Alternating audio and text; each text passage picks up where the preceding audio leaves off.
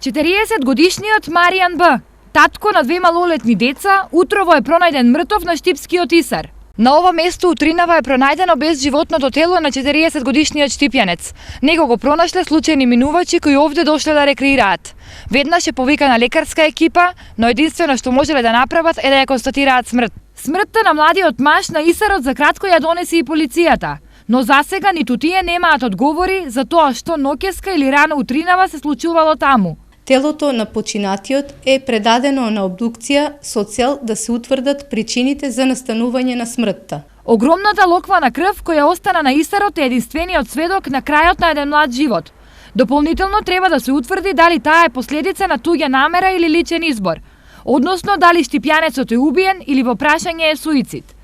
Независно од причините, веста за смртта на Исарот го потресе Штип. Страшно, многу страшно.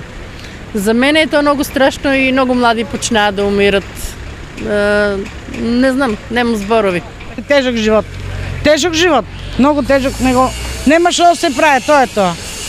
Повеќе информации за смртта на штипјанецот се очекуваат утре, кога треба да се знаат и резултатите од обдукцијата.